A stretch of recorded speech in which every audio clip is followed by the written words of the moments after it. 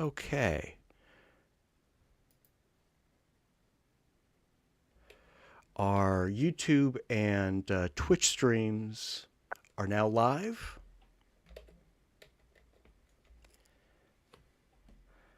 I'm just going to get things set up here on my side, and we'll go ahead and get started. As I was saying, we've got a nice set tonight of 17 photos. I'm really pleased with how we interpreted this challenge, and it was a more challenging special topic. But you're going to love what you see tonight.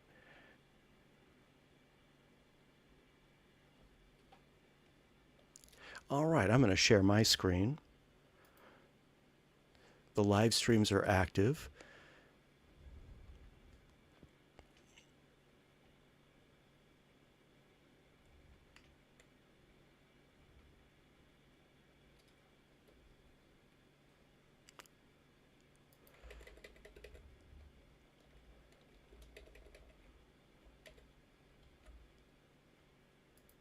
Now for tonight's slideshow, I did not randomize the slides, so we'll hear from the maker for all of their submissions.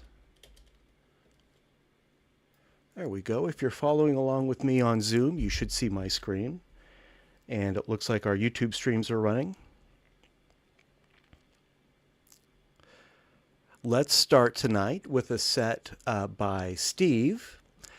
The title of Steve's first stereo photo is SF Rally. Oh, before we start, let me just remind everyone what the subject is tonight. Sorry, Steve, to step on you.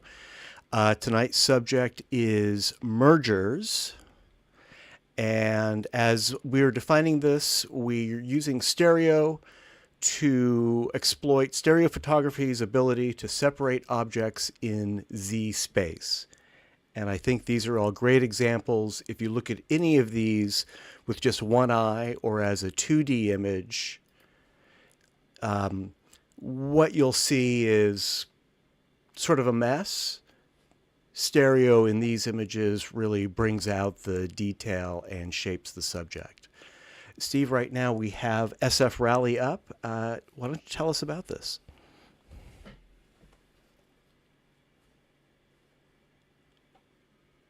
Oh, Steve, you're muted.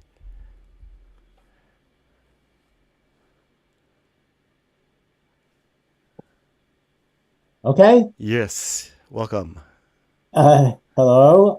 Yes, this is a weird one to start with because I was originally going to submit it out of competition just because it's contemporary. It's only a few days old. I was at the Hands Off Rally in San Francisco and did take a lot of 3D pictures. This is just a good one that had a lot of separation. I was going to submit it out of competition, but then I looked at it and said, it's kind of a dull picture without the 3D. So I figured I'd just let it play. I think the other ones are much more of the, as I interpret it, they don't look like anything unless it's in 3D. And certainly you can see what's going on, but it's certainly much more interesting in 3D. So, I'd say the rallies across the world, around the world, were a big success. I keep looking for somebody to tally it up. I hear about like 200,000 in Los Angeles. I don't know how many in San Francisco, probably half that. But I haven't heard anybody say a total.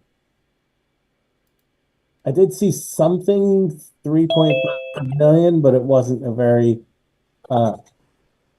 authoritarian. It was just something. It could have been as much as. The numbers are always just guesswork anyway. Yeah, it is. But I was thinking about this because I submitted one very much like this recently too, and I think here's a proposition. What if at least during this time of protests and stuff, we just allow people to submit images to just to show, not to be scored or judged or whatever, but have a protest images that we can sort of see as the news unfolds. Yeah, And you can also submit for regular competition too, but I'm just thinking out of band, maybe it might be nice to be able to submit our record images. yeah, absolutely. We do that. We call them workshops. We wouldn't call this a workshop, but yeah, some photos to show before the photos that we vote on. That's something we can definitely accommodate.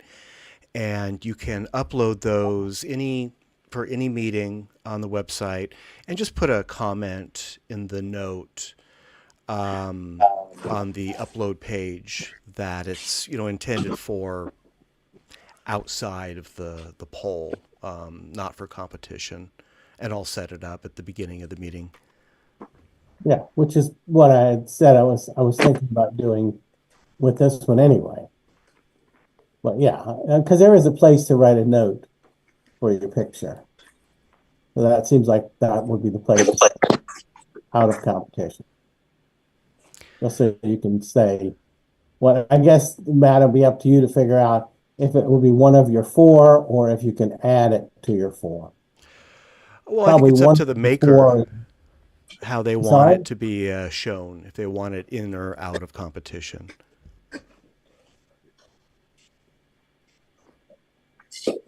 So you can upload your regular 4, and then immediately after that upload one or more record shots like this. Yeah, you can, And and you just can add a specify note. in the note. You could We- even specify in the file name if you wanted. We should have some kind of limit on it, though. I'm sorry, say that again, Steve. You're a little far from your microphone. I'm having Oh, yeah. trouble hearing you. We should have some kind of limit on it, though. Oh, sure. Well, if that becomes an issue, I'll come up with a solution for it, but I don't want anyone to feel like they're limited in the photos they can share. I won't let it dominate the whole meeting, of course.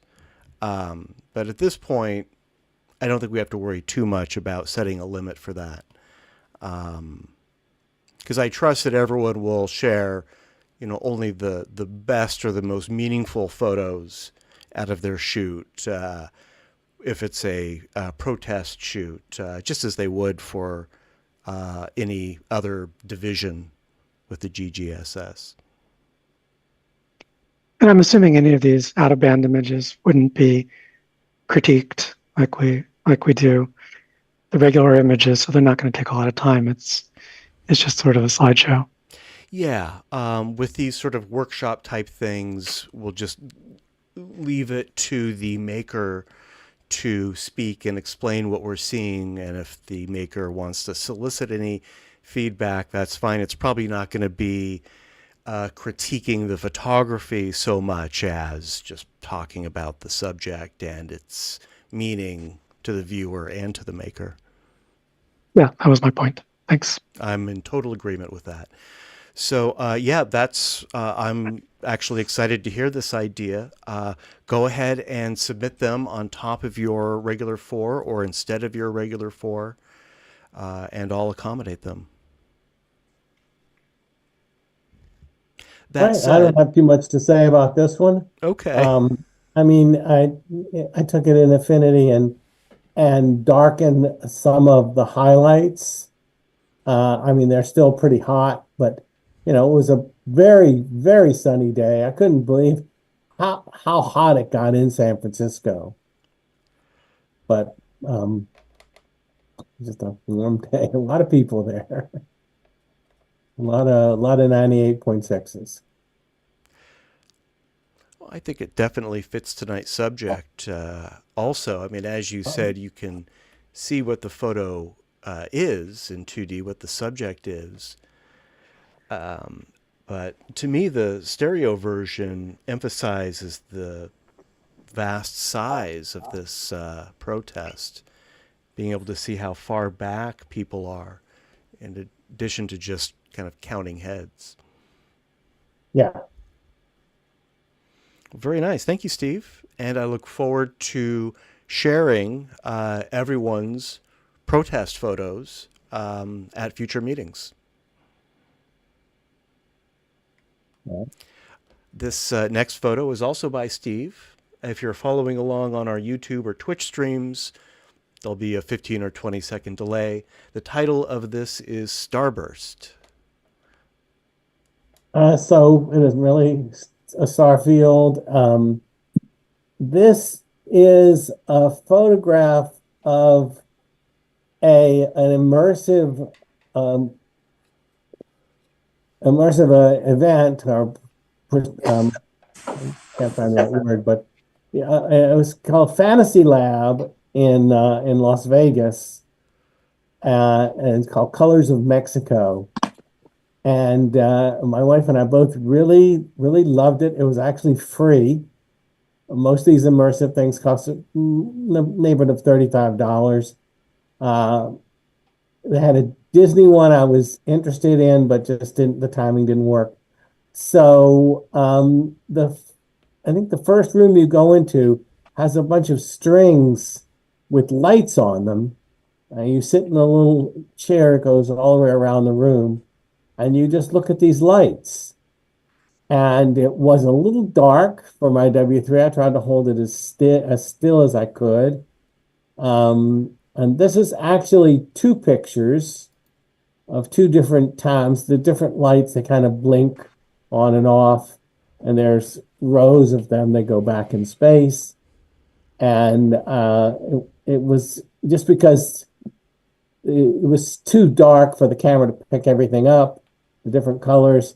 So I brightened it, and then I overlaid it with I think I used it in the merge, in the layers. I used lighten, which has a similar effect to double exposure. So you can see both images. It's a little tricky doing, cropping and repositioning and everything in on two images, but I think it fills the assignment.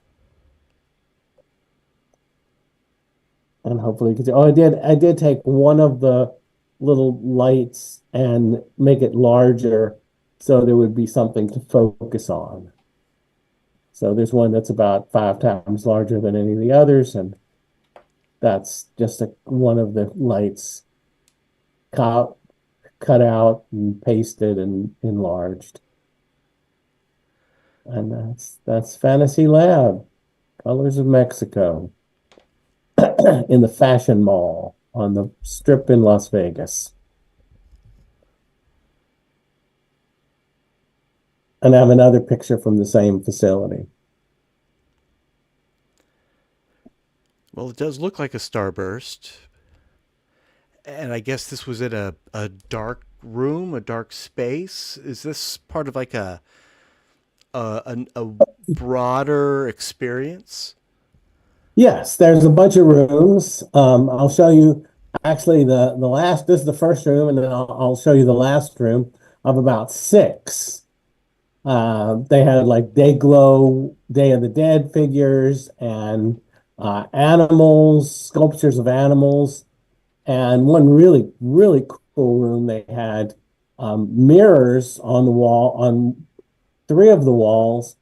And on the 4th wall, they projected kaleidoscopic patterns. But there's no depth in any of that. So it's a phenomenal experience when you're there, but it didn't make for an interesting 3D picture. Got it. The others, the animals I got some good 3D pictures, but everything, this day glow, so everything was very dark. The Day of the Dead stuff, too dark for me. I mean, if I had a tripod, I think I could have gotten a good picture, but I don't usually carry a tripod around with me. I might. I bought a little portable one at Amazon, but I don't always take it with me.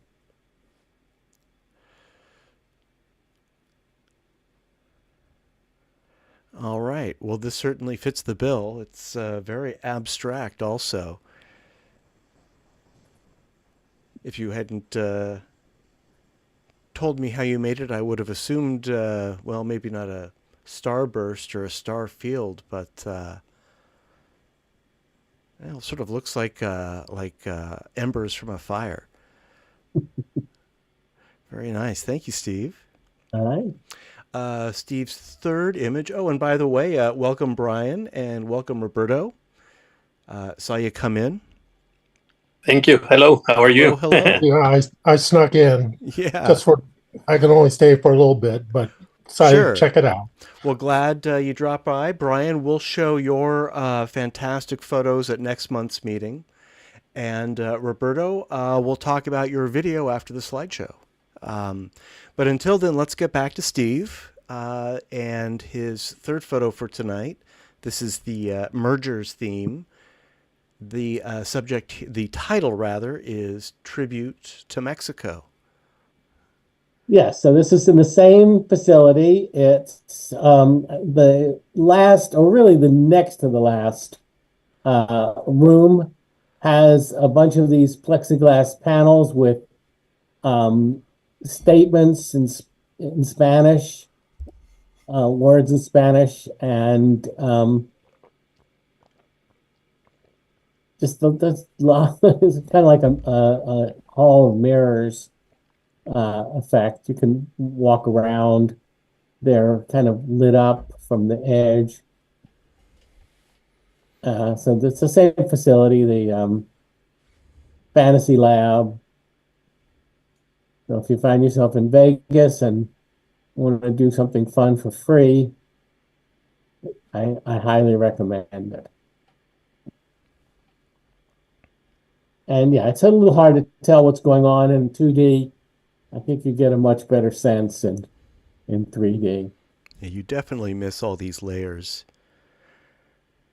without the stereo. Did you intend for the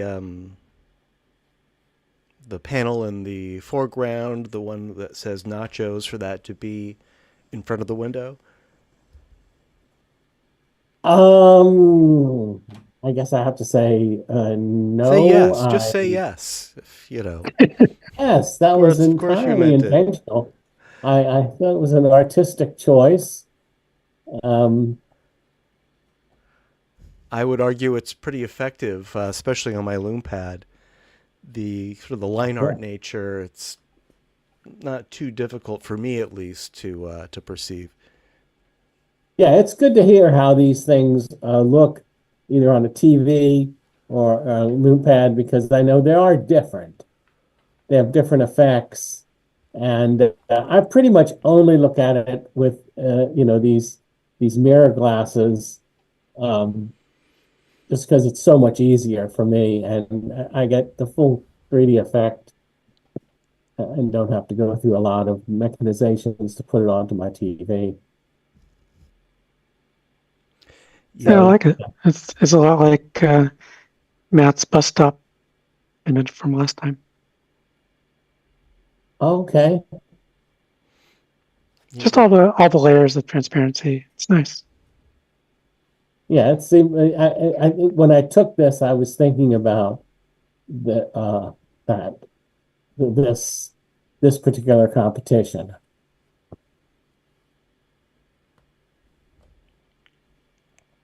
Very appropriate.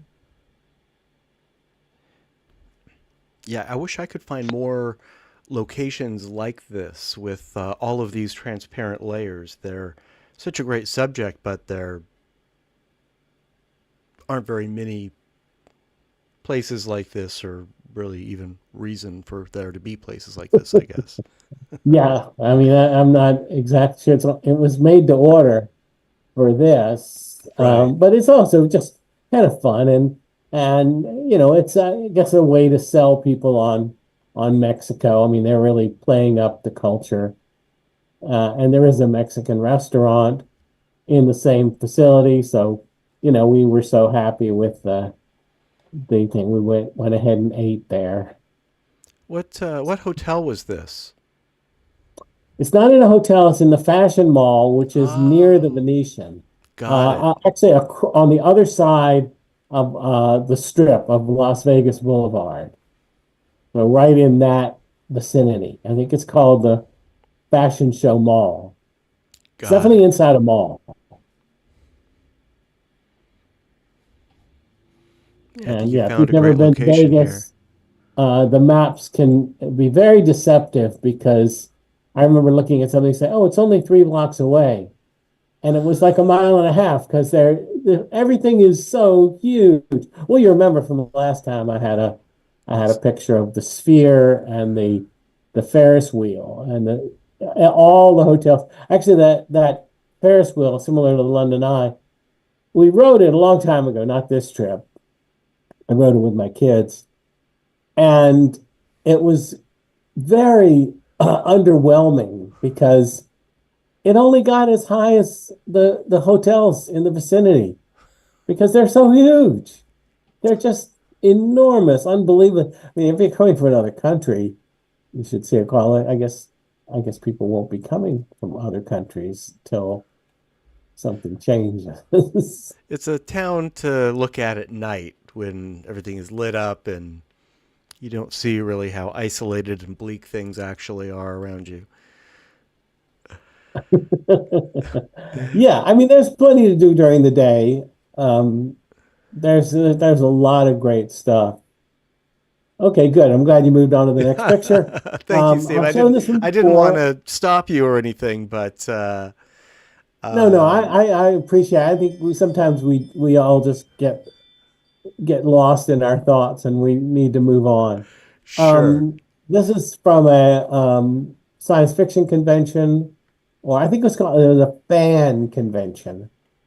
And when I took this picture, I just thought, oh, it'll be cool. The guns will be pointing at you.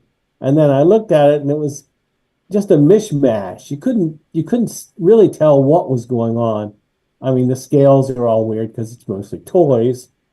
But then, of course, when you see it in 3D, I mean, I suppose the best way to look at this is to see the 2D version and then suddenly reveal the depth, because then suddenly all these weapons are pointed at you, and also you can make out the Star Wars figures. Of course, Darth Vader's way too big for that walker.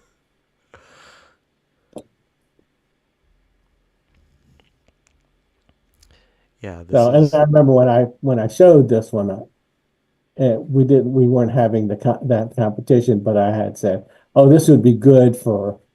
I don't even remember what you called it, but the one where it only looks good in 3D. yeah, I do recall seeing this or a similar shot before, but this is the perfect special subject for this photo. It really is Yeah, hard to perceive what everything is, and there's so many objects in the frame that are not easily distinguishable because of their scale, or their, these are sort of abstract shapes too. I mean, this AT-AT, if you don't know what it is, you're not going to recognize that form. yeah, it was the same picture.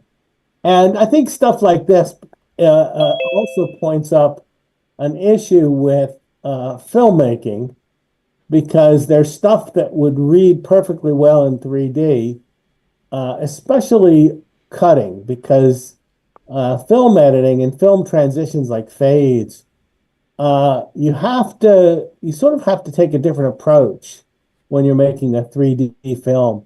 But the filmmakers can't, because they have to be shown both ways. So that's an issue.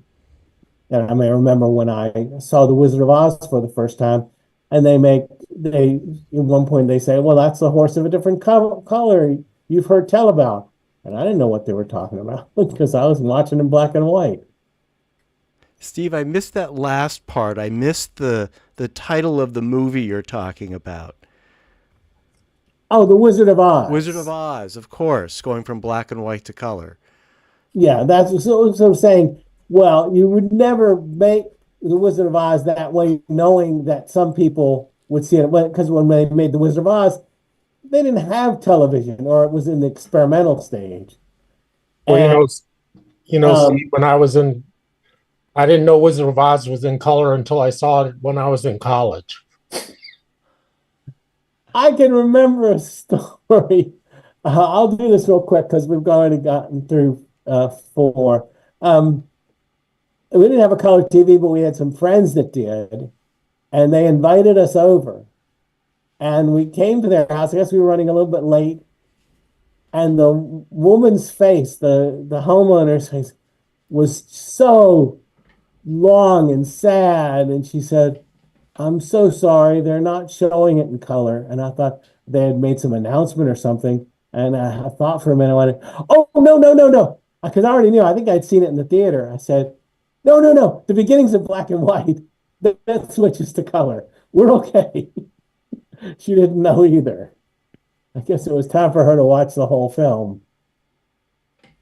It put a lot of people into color shock too. It was a bit of a medical anomaly too. Color shock? Color shock. Yeah, a sudden burst of red color. I guess it's a form of epilepsy. Really? Oh.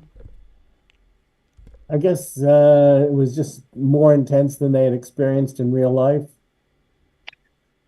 Yeah, I guess it was a lot to process for a lot of people. Probably just overwhelmed the senses. Yeah. I think a lot of people had the sense that this is the first time anybody had seen color. Like she opens the door and suddenly you have Technicolor. But of course, people had seen, almost everybody went to see Snow White and the Seven Dwarfs, which preceded Wizard of Oz by 2 years. And of course, Warner Brothers had made the Adventures of Robin Hood, I think the same year as Snow White. So there had been plenty of Technicolor films, and all of Disney's Silly Symphonies were in color from 1935 on. So, and they were awash in brilliant color. So I think most people had already seen color Technicolor by that time. What color photos? And color photos too. Although I don't know what color photos. I haven't really studied that.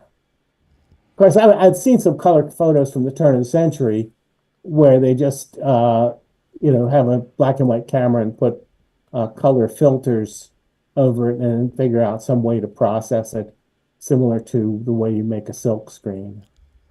Well, we can be sure that most people had seen stereo at that point, maybe not color stereo, but certainly stereo cards, maybe hand-tinted stereo cards. I don't think there were very many 3D motion pictures yet outside of experimentation, but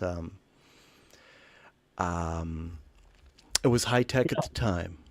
I think Matthew Brady took some Civil War pictures in 3D. You may be right. You may be right. All right. Thank you, Steve. Bob, if you're with us, I've got two by you that are coming up next. And I think I might have, here. Hey, welcome. I might have put these out of order. It's the same shot, basically. Just I wanted to see it in color and black and white. Okay, good. I was going to lead with the color version. These are excellent examples of mergers in stereo. But tell us about Larkspur Ferry Terminal black and white in this case. Nothing really to tell. I was waiting for the ferry to go over to San Francisco. And this was above me. And I just loved the design. Took a cha-cha with my iPhone. Nice. Yeah, it's really nicely balanced, too. You see the color version, there was something that concerned me a bit, so I thought the black and white worked better. And I also took out a lot of that heavy black in the lower left for the black and white version. I mean, I do like the color of the roof on this with the blue sky, but it was more work than I wanted to do at the time to get rid of the black. Well, we've got the color version up now. We can Yeah. go back and forth if you like. I'm curious to know what your process is for making a black and white photo. Which tool you use, and if you have any tips. I any know there are strategies. great tools in Lightroom. Basically, I just took this and I think I brought it into the Camera Raw filter in Photoshop, and just selected black and white, and then I may have done some contrast on it. Yeah, it looks like the black and white version has higher contrast. I like that anyway. Yeah, I could see more with that. Yeah. More contrast on the black and white. But I particularly like that spear the juncture where those beams come together in that pyramid shape. I like that a lot. In the black and white version, or at least the one you showed first, I couldn't tell we were looking up. I thought we were looking, horizontally at some structure. Of course, I can see it now in the color version that it's we're looking up at a canopy covering this. But yeah, I mean I'd say the black and white one fulfills the assignment better than the color version. Yeah, I thought so too. And lightening up that black object, that rectangle in the lower left-hand corner, makes a big difference too. My eye kind of gets stuck on it in the color version. Mm-hmm. Oh yeah. It's quite a busy area. I thought about cloning and cutting and pasting, but it was just a lot more than I wanted to invest in this one, given all of the cables and things in that area that would have had to have been adjusted. I mean, you can also just crop out that whole left edge. Yeah, but then you lose. I'd have to crop up to get rid of that. If you crop out the whole left edge, I think the composition is off, because I want the focal point to be that triangle where all of the struts meet. Bob, did you try content aware? Yeah, it doesn't. With all of the busyness that's going on there, it tries to make up its own little structure. Yeah, I don't think as I said, I didn't spend a lot of time on it. I could have done, I'm sure, content aware, or you can even give it instructions and tell it to fill it in. But no, I could spend at the very least, you could cut out the piece right on top of it, shrink it a little bit, and move it down, and that would probably fit the bill. Yeah, I started trying it, like the area on the very right bottom corner. I thought, well, I could cut and paste that, flip it, do some skewing on it, and actually fill in. But to mask off an exact area without cutting into those beams was a little more work than I wanted to do. You could also use one of Matt's gray boxes. You just put a gray rectangle there. Yeah, right. Adjust the depth to be, appropriately deep, and nobody notices it. It's the funniest thing.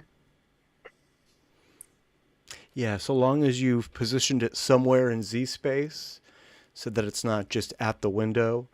If it's at the window, it's pretty obvious you're trying to cover something up. But if you set it back behind the window, it just becomes part of the composition, and it sort of becomes invisible, even though it's right there. It's actually, that'd be a great subject for a mergers photo such as this one. Things that not in this case, I think the stereo reveals more details about this composition, but with this technique that I use of just masking things, it actually hides details.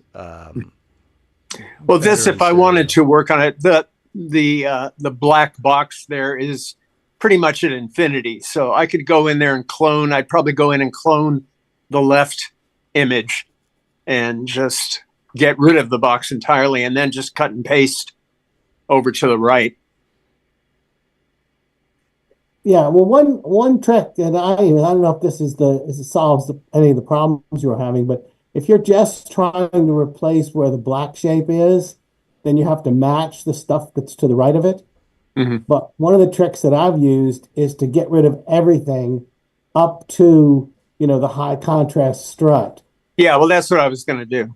Yeah, okay. I figured that's other people had come up to the same conclusion. But when I first try to fix these things, I just try to fix, the part in the black area, and then I go, wait a minute, no one can tell that I've replaced this other part. Mm-hmm.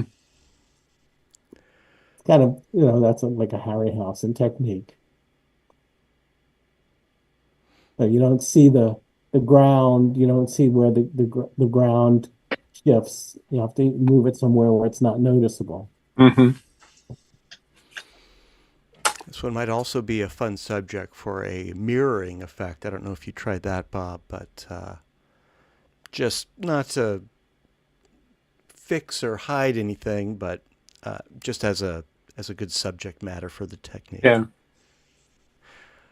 Well, thank you, Bob. Yeah, I think this works great as a record for what it is too. I wouldn't spend much more time on it myself. It's very nice. Oleg, hope you're with us. We've got 4 by You coming up next. The title of the first photo is Ancient 3D Equipment in My Living Room. Yeah, I like the way the sun when it goes through the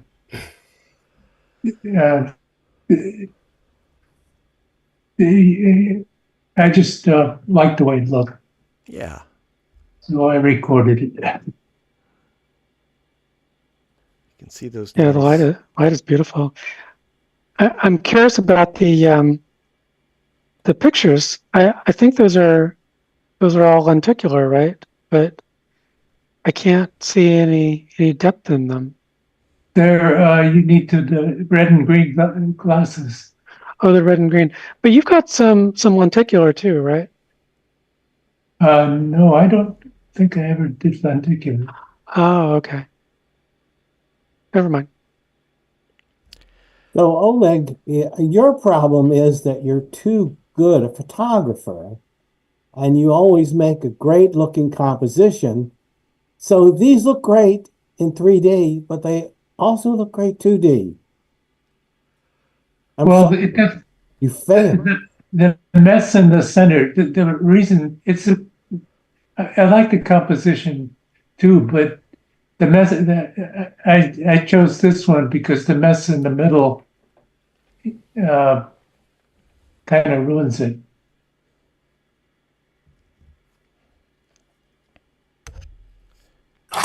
I am looking at the 3D version on my Lume Pad while wearing anaglyph glasses, and I can see depth in the pictures on the easel in the stereo composition, so it works. Cool. Yeah. Oleg, I think I recall you displaying these at a 3D con many years ago.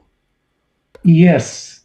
I don't recall how long ago that was. 10 years ago, maybe, something like that. I think it was in Southern California. Or maybe no. Well, I don't remember where it was. It was that long ago. Matt, do you think you can zoom in on those anaglyphs? Sure. I'm zooming in. I'll zoom in on all of the streams a bit. We don't need to see both pictures, do we? And they'll both be in. Oh, yeah, I can see it. All of those, that thing in the center is for down. they're taking they're medium format, and I love the detail. I think I remember you submitting some of these pictures. Yeah, I know. I recall years ago you brought in. It was probably this medium format viewer that we're seeing in this photo. Exactly, it is. Yeah, that would have been at an Oakland Camera Club meeting, and yeah, those photos are of such high resolution. It's almost like virtual reality. It really is an enhanced stereo experience. By the way, in the background there is a 4x5 enlarger. I was thinking, well,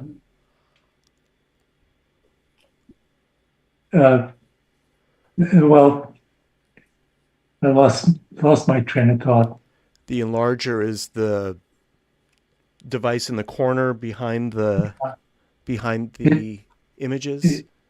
Yes, I think it cost $2,000, and that's when $2,000 was a lot of money. Yeah. And I didn't do many pictures with it because 3D came along and I wasn't doing those kind of pictures anymore. So now it's I think a decorative item. Yeah, that whole thing is obsolete equipment. I think I mentioned, or maybe I just sent an email to the group, but I also have a 4x5 view camera.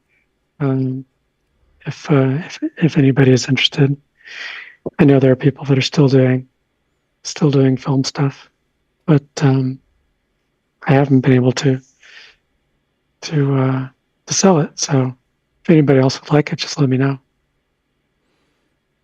I wish I could take it. I wish I had the time and the space for it.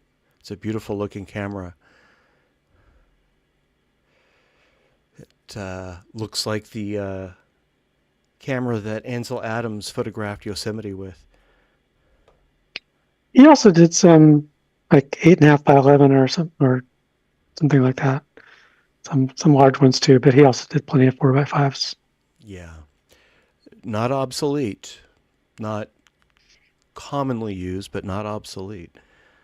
No, but it's a lot of work and a lot of expense. Yes. And the film, I think, is getting very difficult to get. Well, thank you, Oleg, for your quote-unquote ancient 3D equipment. The thing about this ancient 3D equipment is that it all still works. The medium format viewer, I'm sure, still works. The anaglyphs still work. You don't need a software update. You don't need to recharge them. They're ancient, but they're also modern. And that's a unique quality of stereo. You can view a stereo card in a 150-year-old home stereoscope, and if the lenses are intact and clean, it'll work as well as it did the day it was made. All right, but that's enough from me. Let's hear from Oleg about his second photo for tonight, Fence at Shipyard, north of Brazos, California. Yeah, this is it's almost impossible to see the fence in the foreground because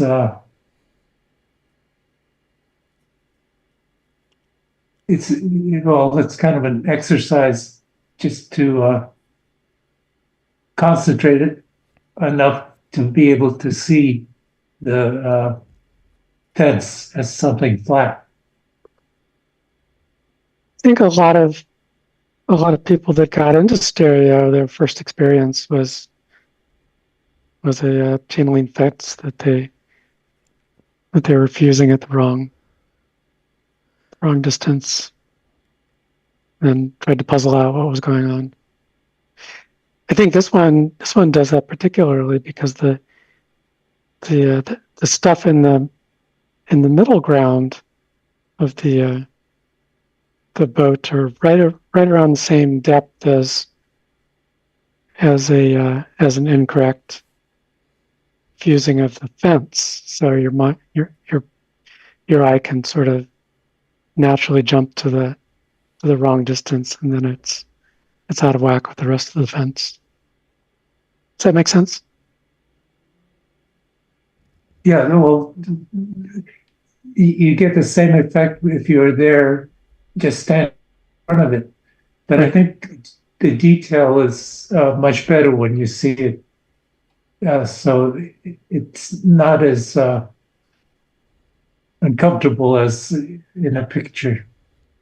There's an interesting phenomenon where this sort of on the far left, there's a kind of a blue tripod, and just to the right of that is a lighter part of the fence. And when I first looked at the picture, it looked like there was a tiny little sliver of fence in front of the fence, the green fence. But then when I locked my eyes on the post and then scanned over, I really had to work at it. But then I could see, oh yeah, that's just a discoloration on the same fence. But boy, the effect is pretty pronounced. This fence really wants to move to a different place in space. Well, it's because the white stuff is so narrow that there's only one way for it to make sense. Right, but you'd think that there's no ambiguity. You think the green part would just follow along, but the green part, in my eyes, in my brain, wants to move behind it. Right. So I think what happens is you start looking at the ship, and then you notice the fence in front of it. You start following the fence, and suddenly there's this white thing that's completely in front of what you think of as where the fence is. The way I see it, the way it should be, you have to concentrate on the vertical post of the fence and the horizontal member. If you really concentrate on that, then you're going to see the fence. Yeah, well, that's exactly what I did. I looked at the vertical post and then followed the horizontal part over, and then I could make sense out of it. Yeah, this is a really good example. It's great to study this phenomenon. Yeah, I think Melinda is right that I did early on look at like picket fences and things where there was a repetition and say, hey, that can move to a different place in space. And I think what's making it so powerful is the depth of the boat. The boat on the right doesn't seem to do that because if you're looking at the blue boat, then the fence is not at the right sort of distance to make you to fool you into fusing it incorrectly. But when you look at the ship on the left, it's the depth is just right to sort of grab your attention with an incorrect fusion of the fence.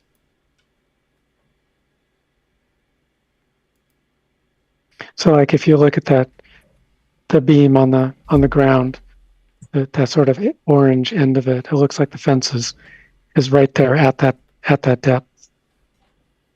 And it's just sort of a happy accident.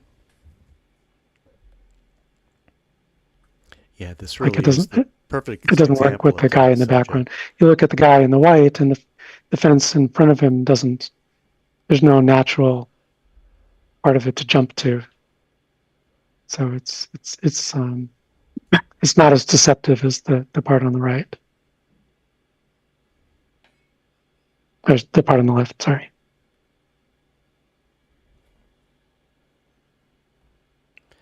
Yeah, I think this one might be difficult for a first-time stereo enthusiast to to perceive without some work. It might take a while for this one to kind of pop into form.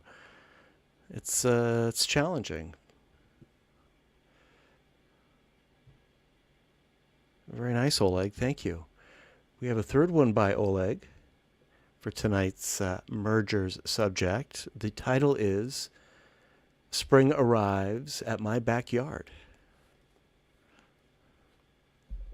Yeah, this is another one that doesn't make sense in 2D, but a lot of sense in 3D. That was taken yesterday.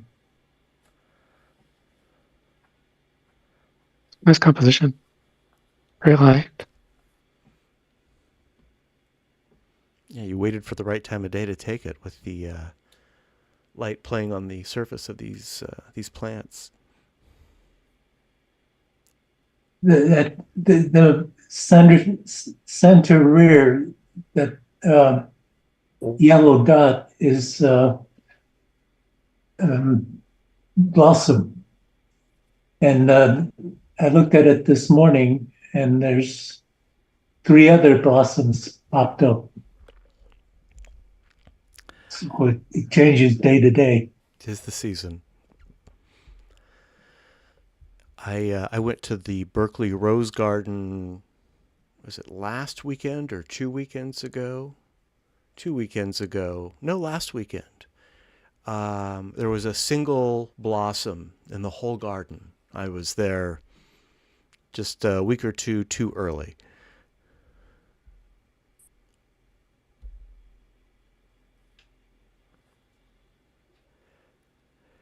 And then finally from Oleg is steamy roadside vegetation at Ensenada, Chile.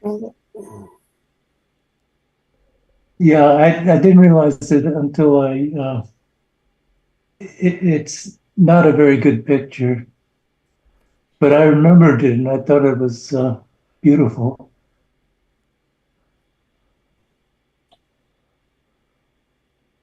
Again, it doesn't make sense in 2D. Right. Well, that's what tonight's slideshow is all about.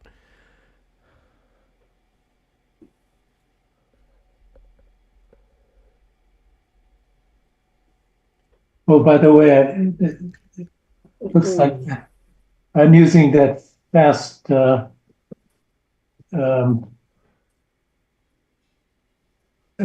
frame.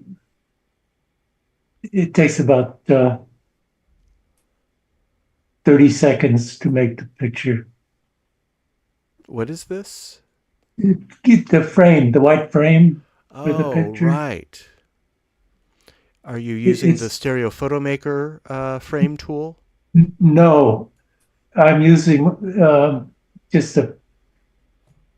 I should have written it down.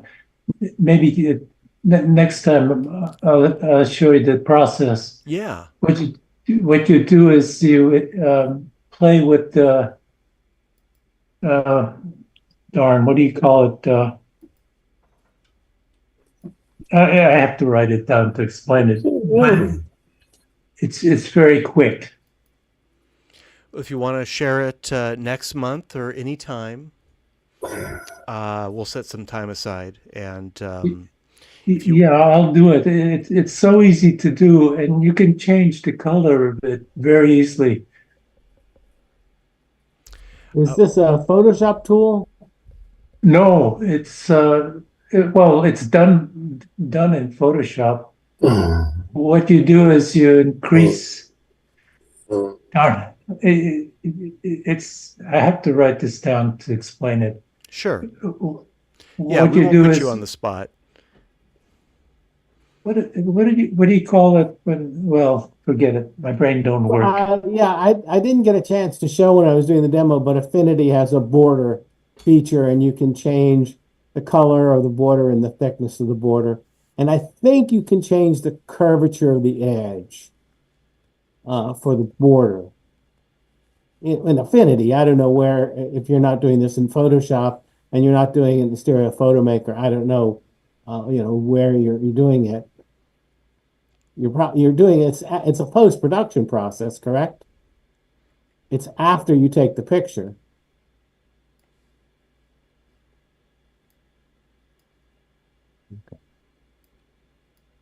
It looks like a bevel effect. Well, it looks like 1 or 2 pixels. I don't think there's enough to tell if it's a bevel or not, but yeah, it could be. Because it seems to only be on the bottom and the left edges, so it sort of suggests like an inset where the light is only catching on those two edges. For that, I would recommend a thicker border. Yeah, but it still creates an effect. Yeah, Oleg, take some notes. I don't know if it's possible for you at our next meeting to share your screen to show us how you do it, or if you just want to describe it. Either way is fine, but we'd like to see your technique, definitely.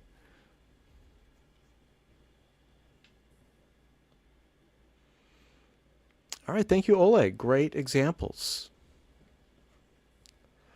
Let's see. Melinda, you're up next. We've got 4 by you.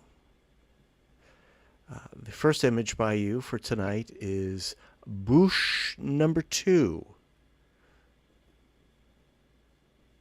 Yeah, so this was on the same day as the my first mighty bush image, and it's this was an even bigger bush. This was a big wave slamming into the marina jetty and shooting straight up, and this one I'm shooting straight into the mess that's being flung up, and I'm pretty close to it too, but I'm not getting drenched. It's mostly just going straight up. And so this one really shows some of the interesting internal detail of the splashing. I made it black and white because it had almost no color in it naturally. And what else? Definitely seems to be one of those images that kind of only works in 3D, which is what made me think to go look at those images again. It's gorgeous. Oh, thank you. Yeah, really details these individual drops of water that get kind of lost in the 2D version, but are so distinct in 3D. Love it, like little seahorses in there, little animals. That's what I've been thinking about a lot when I've been working on these images. Like all these, at least single-celled images, single-celled organisms. There's every one of those drops has hundreds at least, I'm sure, of little critters, and their lives are so short that in the few seconds that they're living in a tiny drop, it's sort of like their whole world. It would probably be like a week feels like to us. It's their home for a while until it merges back with the rest of the ocean. It's different time scales and size scales. So I've actually been thinking about those little critters a lot. Yeah, this is like it's like a little solar system or a galaxy here. Each of these drops can be a little world. Yeah, exactly. So it lasts a long time or a short time, depending on how you look at it. But they're definitely individual worlds with inhabitants. Yeah, there's a science fiction story in this one somewhere. There's also a scary face in the upper left. if you put it in pseudo, it pops out looks a little like a hockey mask. Here, I'll put this one in pseudo. I can do that. Just remind me to switch it back. Sometimes I forget. I'll do it on all of our streams.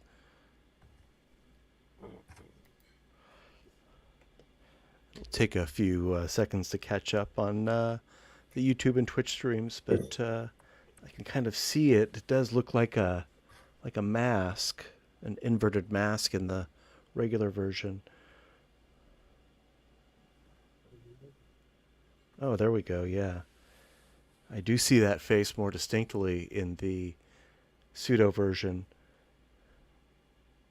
I like the pseudo version better. Oleg, would you move it behind the window or would you keep it where it is?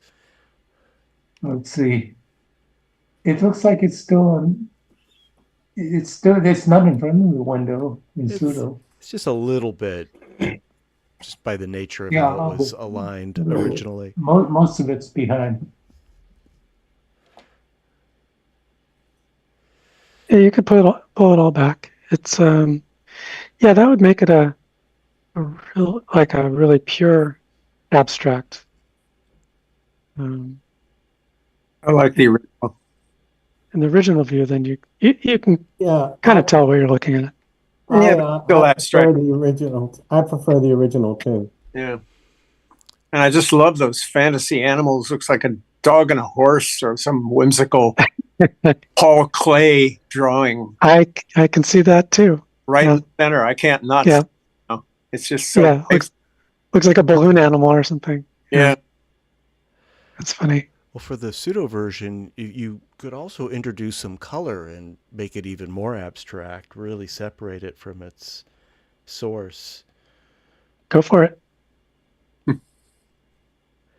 It has the potential of being a creative, but as it stands on its own, it's a fantastic stereo photo. Just, incredible synchronization and sharpness and exposure. This was your red hydrogen one, I presume? Yes. Yeah, very What's the shutter speed on that?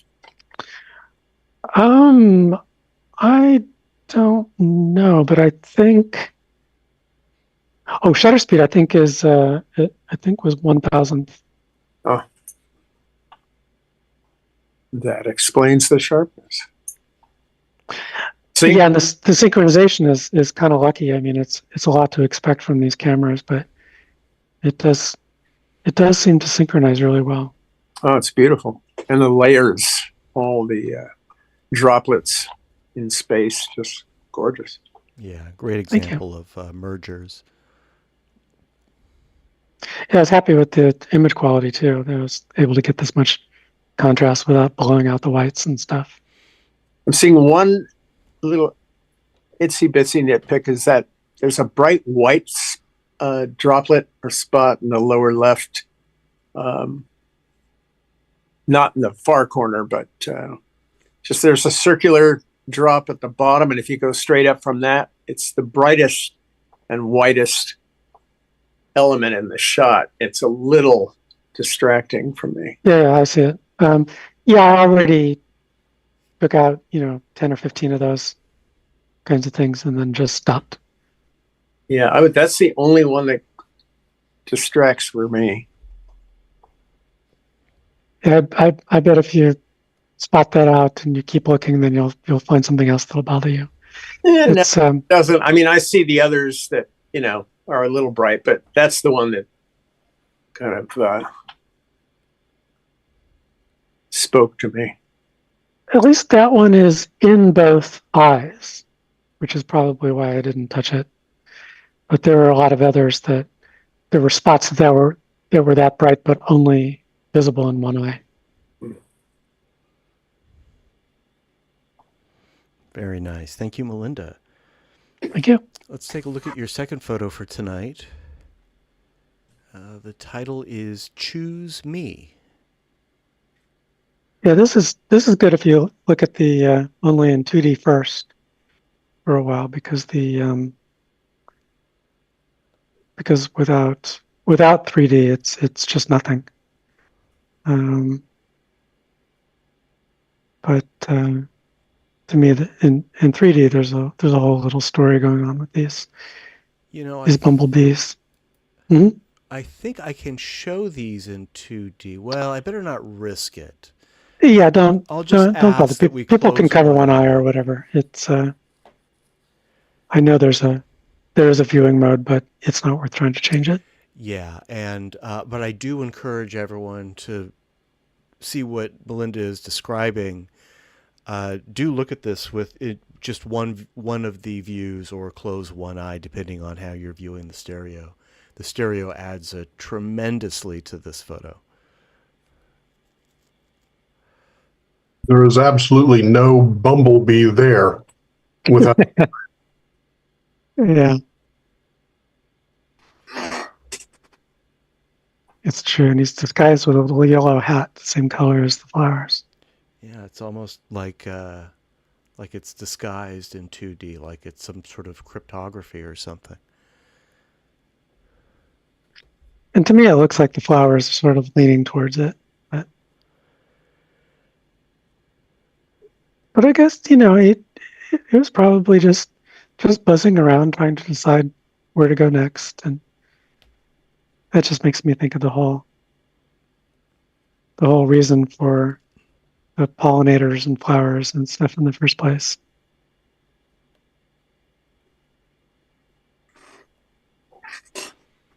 I think it was also helpful that I got him right in front of a flower instead of a greenery. So it stands out a lot better. You took this recently, I presume? No, actually, this was several months ago. Oh, really? Okay. So I was going to say, well, you could only take a photo like this in the spring when the flowers are blooming and the bees are buzzing, but obviously that's not true. Well, it's probably about a year ago. Wow, okay. Yeah. Well, you saved it for the perfect night. I took a bunch that day. Some of there were useful elements, but they weren't really useful enough. I thought, at least at the time, and this time I just sort of scrolled through my folders of potential images, just looking for busy images, and this one popped out. Yeah. It called out to you. It's the right one to show.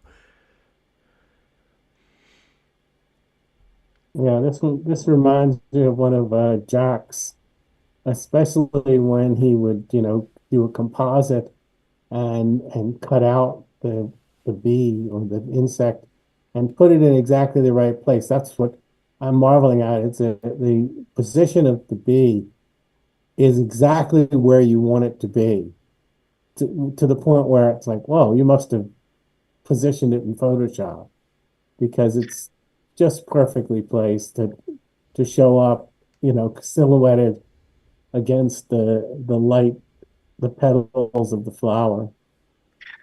Oh, thanks. I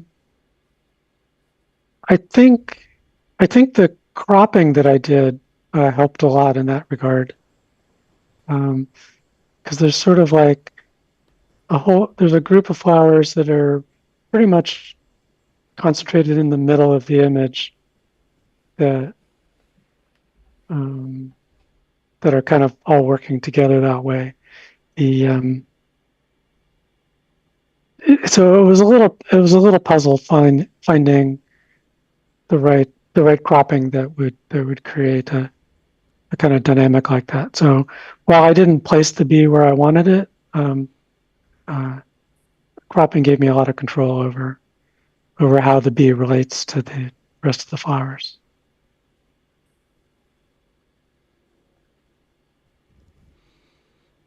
There's another bee in the back too on the right. It's a little harder to see.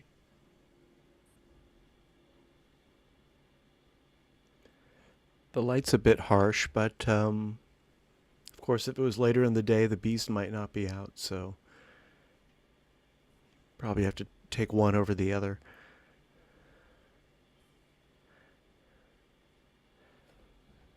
Very nice. Excellent example. Next from Melinda is Sausalito Views.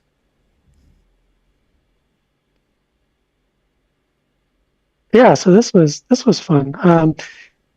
You saw last time I submitted an image where I was coming out of a hike down a hill and showed some steep driveways. And the other times that I've been there, I had always driven sort of right up to that trailhead. And but this time I had started from down below on the main road and only came out at that trailhead, and then I had to walk a long way down. I think it's called Edwards Boulevard, um, and it's very steep and narrow, and in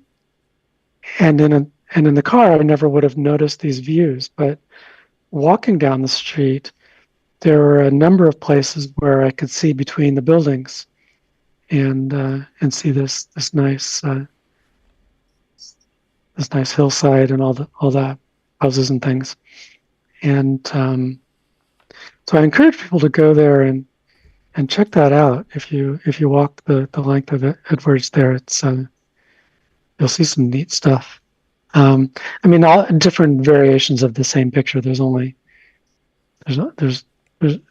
a fairly narrow range of directions that you can see, but for a quarter mile down this street, you can get a number of different views, and yeah, I really liked this. I think that in 2D, you see it's all trees and houses. It's just a jumble, or looks like one whole hillside of trees and houses. But in 3D, you can all of a sudden see that there's this one very definite ridge in the middle ground, with a couple of interesting houses and two very prominent trees. And even the background houses, it's hard to see, but there's depth going all the way back. I took these with my DSLR, and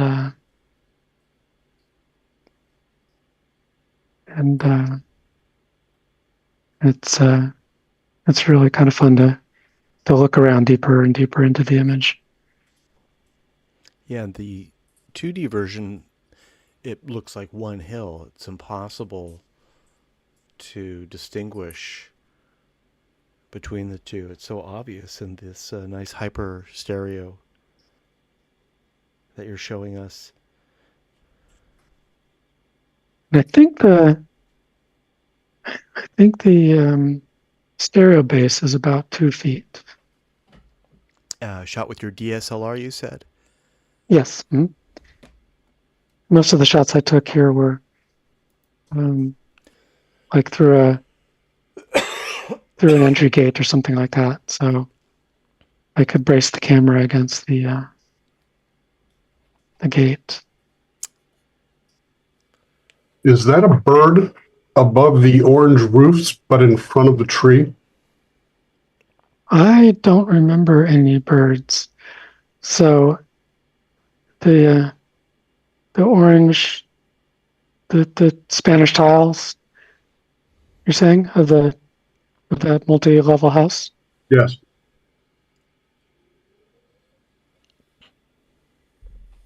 I don't see a bird. It's just a little gray smudge, just about in the upper third of that tree. Upper third of that. Of the tree that's behind the house with the yellow roof, or with the orange roof.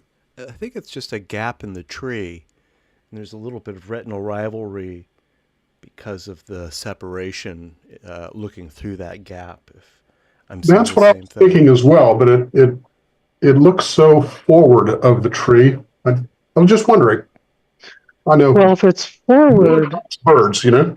it would only be in one eye because you know I'm sure it was at least 5 seconds between shots. Oh, I think I know where you're looking now.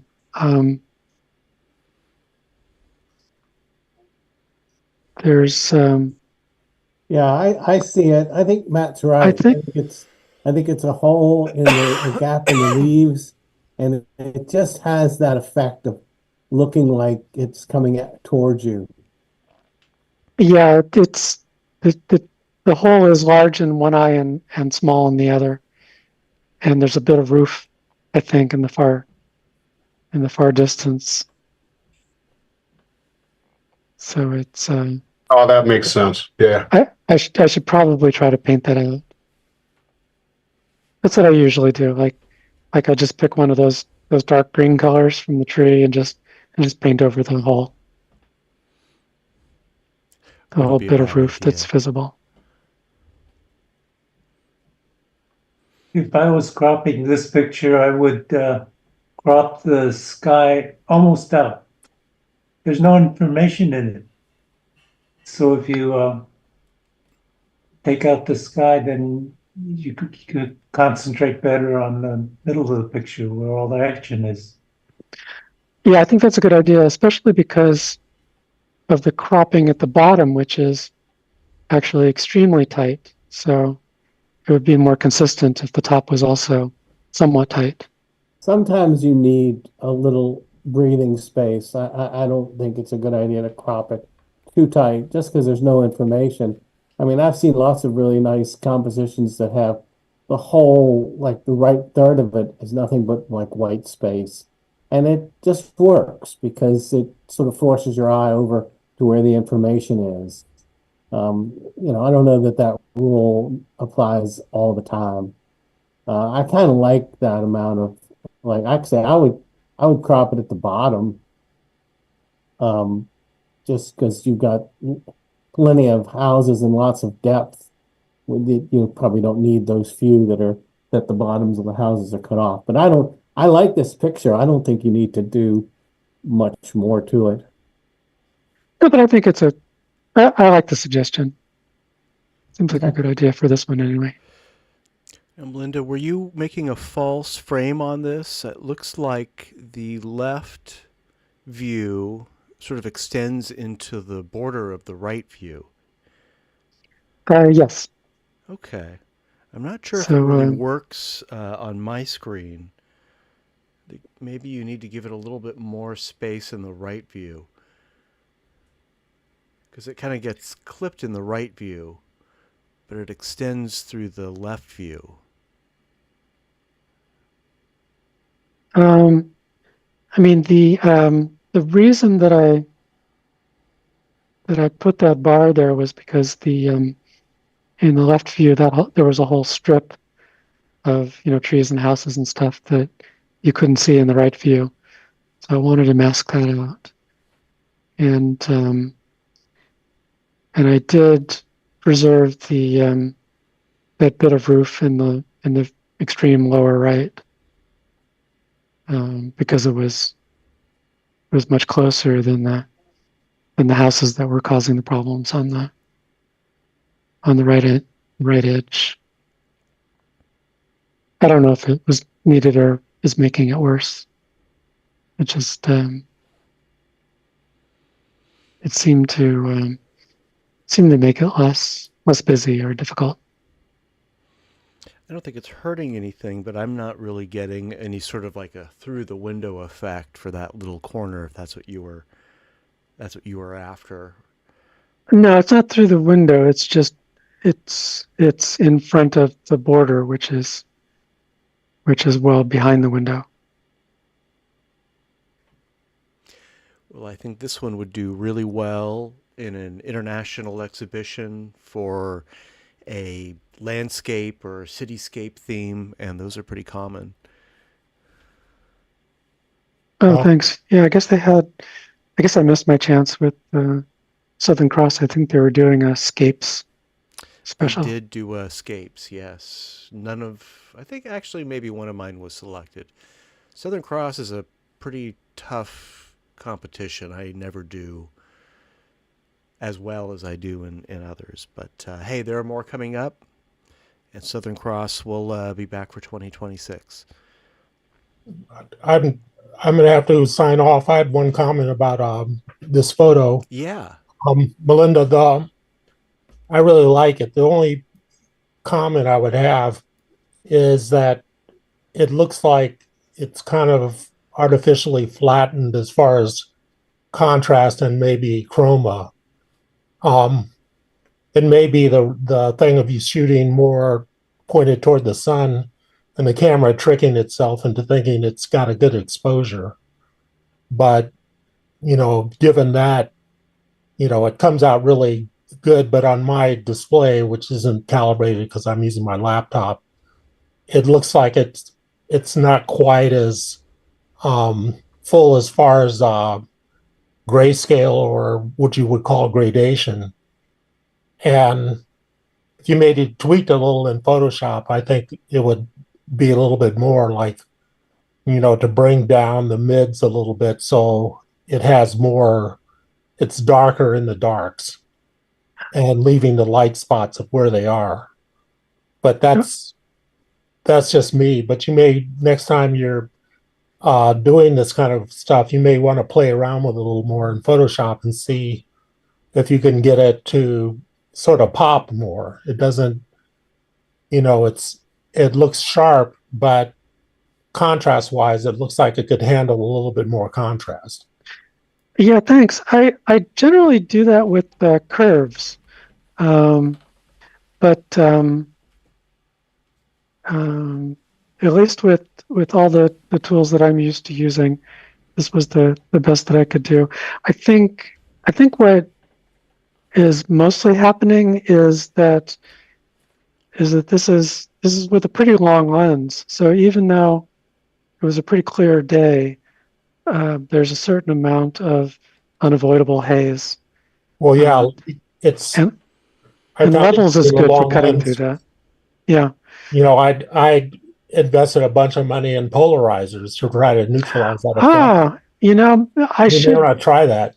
That's a great idea. Yeah, I haven't fooled with but they're not filters at cheap. all. I mean, some of the lenses I have, the polarizer costs almost as much as the lens.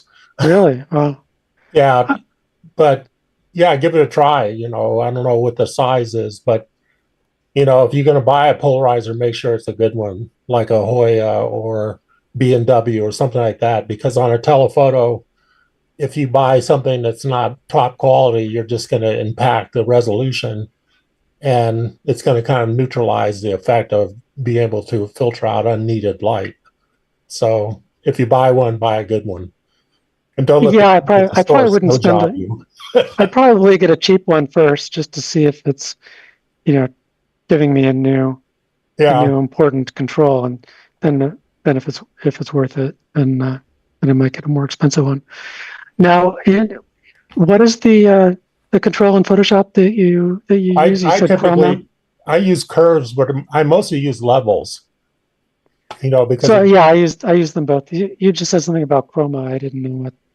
Yeah, well, chroma is basically hue and saturation. It gives you the amount of color level, and sometimes when you work levels and or curves too much, you might find the saturation either getting exaggerated or your colors getting muted.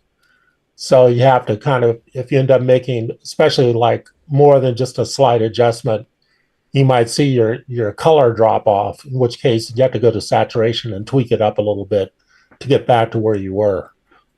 That's what I found for doing my stuff. Okay, that makes sense. And there's some fine control within levels that I use often as well. There's low, mid, and high.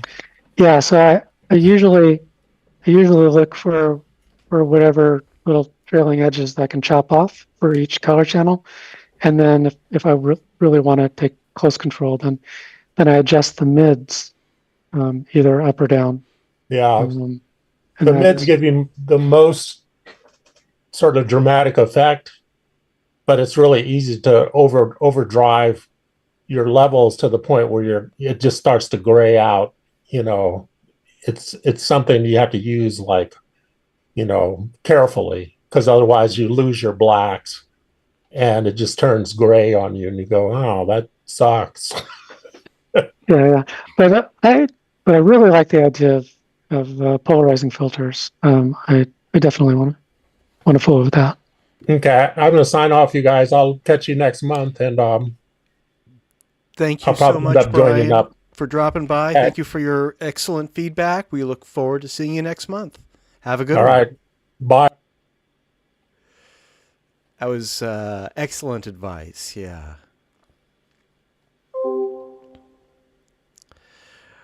All right. Thank you, Melinda. We have one more to enjoy by you.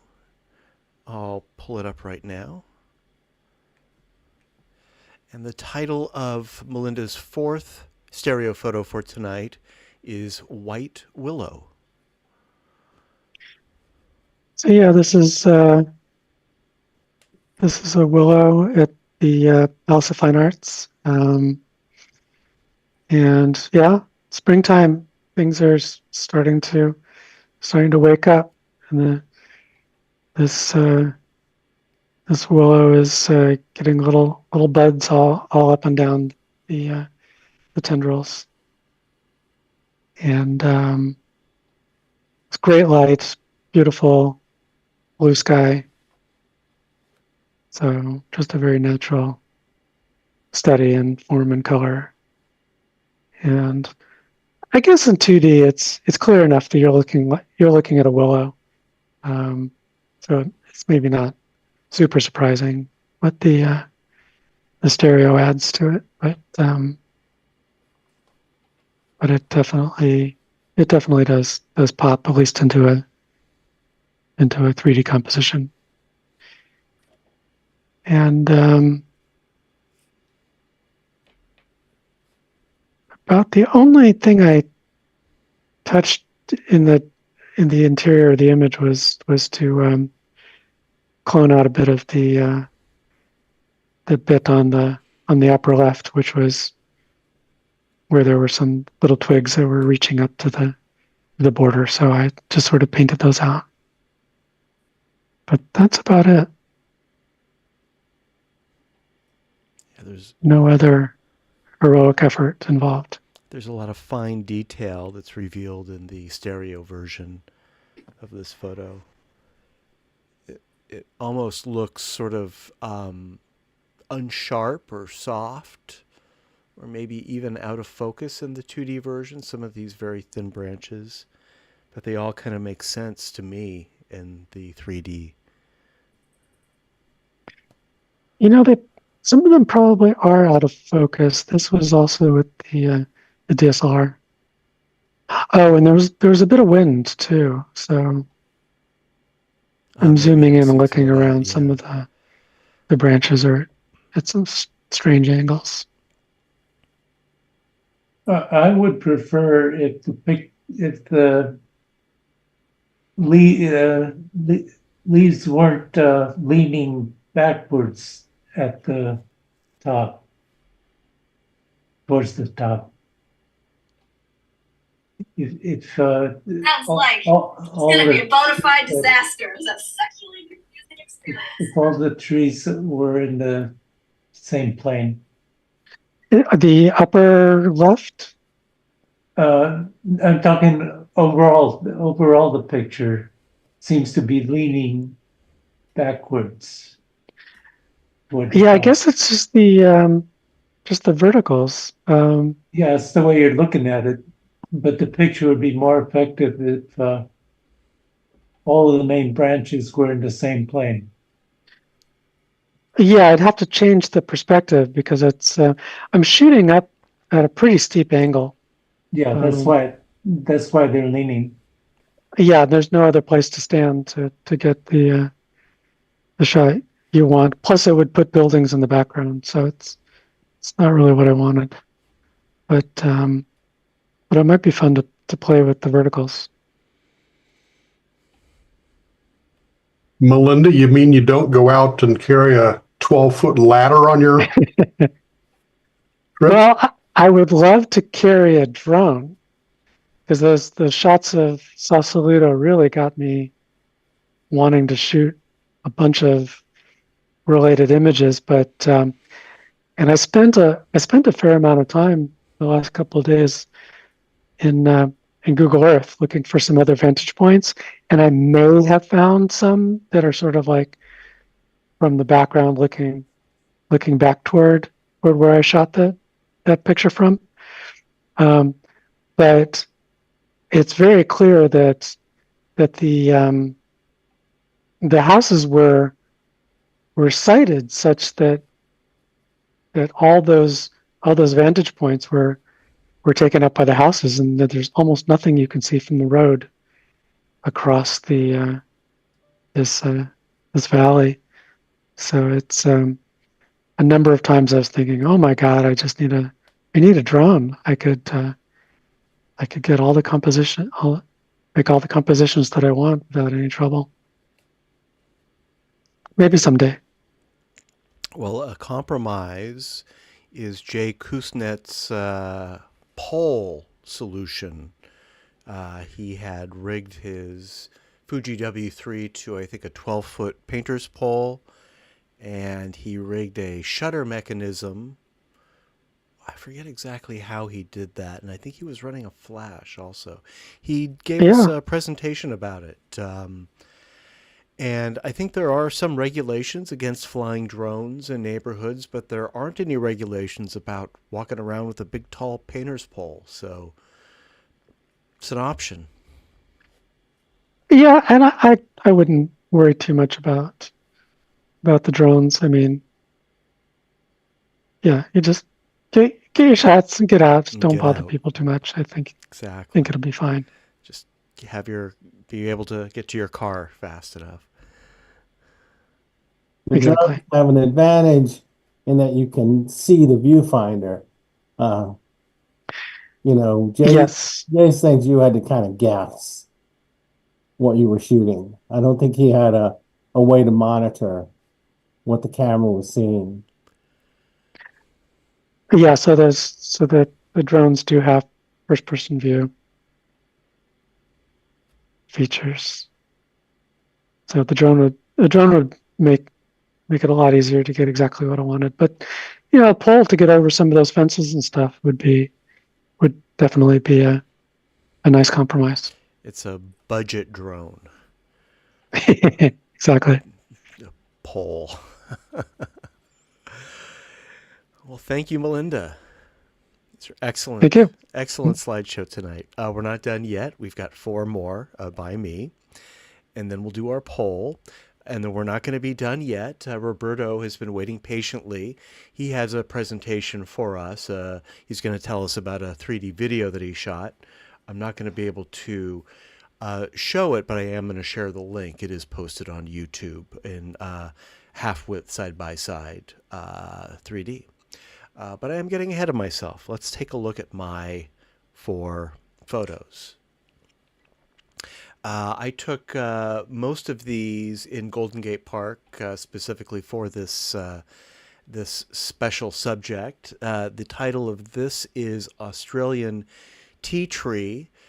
And of course, these are all over Golden Gate Park. I read that they're actually an invasive species, but they do grow these sort of twisting, interesting shapes. And this one just sort of went on, and I thought it was a good subject for tonight. In 2D, it looks to me just like a bunch of branches, but in 3D, you can see it really goes way back, sort of like a natural tunnel, at least through that archway made of the branches or the trunk. Yeah, it's a great view. Didn't you submit some similar images like years and years ago? I know I have submitted a sort of a close-up of one of these Australian tea trees in Golden Gate Park.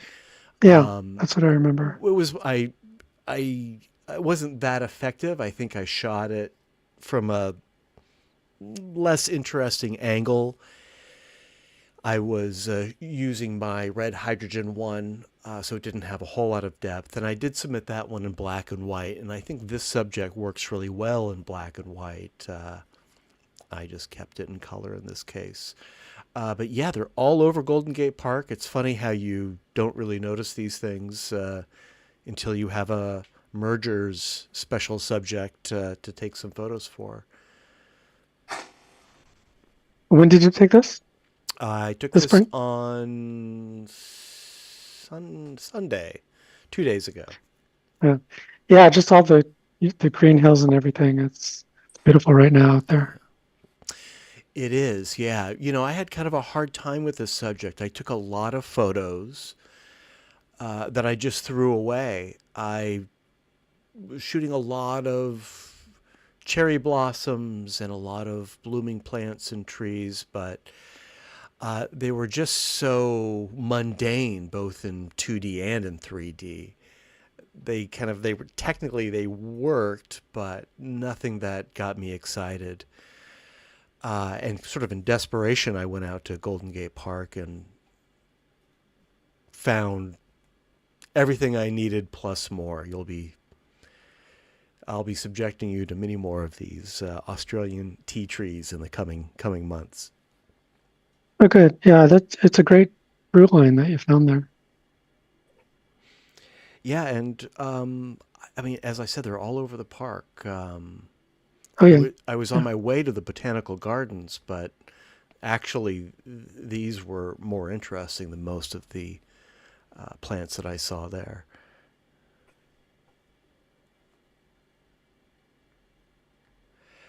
And moving on to my next one, this is, I don't know the scientific name of this tree, but the plaque on it said it's a New Zealand Christmas tree, and that's what I've titled this. And this has these kind of hanging branches. They're almost like threads. They're so thin, and they're kind of entwined around each other. And I was very happy with this one. In that it really doesn't make a lot of sense in 2D. In 3D, you can see that there is some form there, and I think I can even get a sense that it's a tree in 3D. Yeah, it's very faithful to the subject.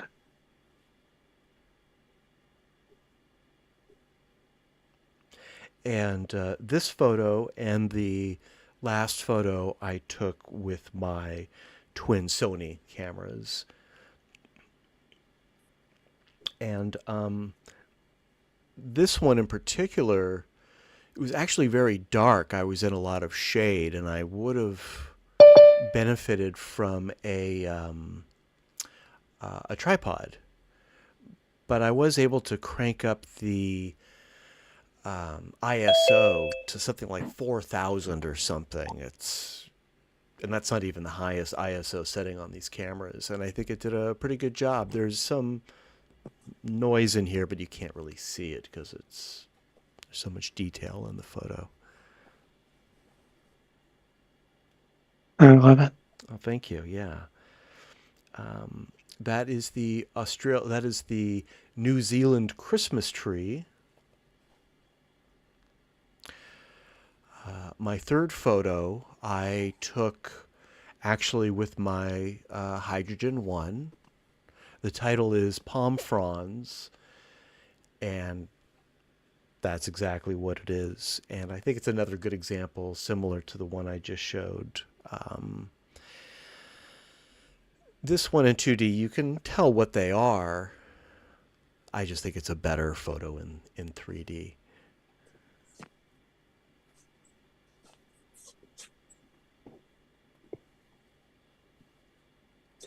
What camera did you say that you used? For this photo, I used my hydrogen one. Melinda shoots with the hydrogen one quite a bit, and it's a narrow base smartphone stereo camera very high quality one with a very nice auto stereo display. No longer manufactured, but it's you can still buy a secondhand one without too much trouble.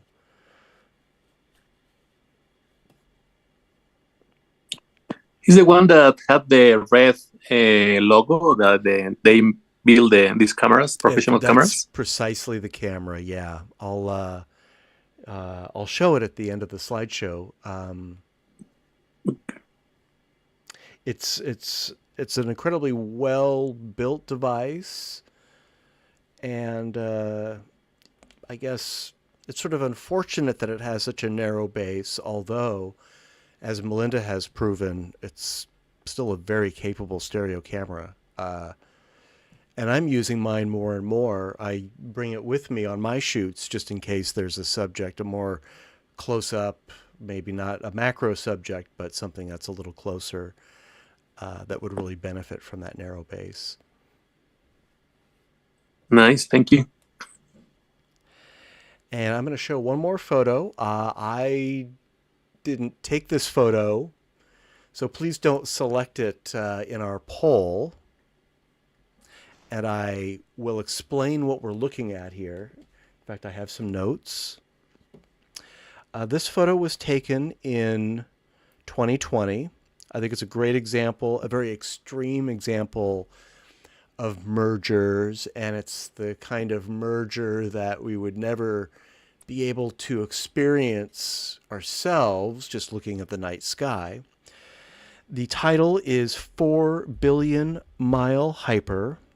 This was photographed by NASA's New Horizons space probe en route to Pluto in April 2020.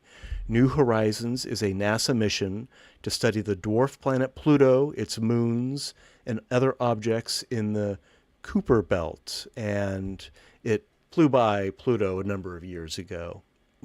The star, and that is a star, this is a star field, the star that we're seeing through the window is Proxima Centauri.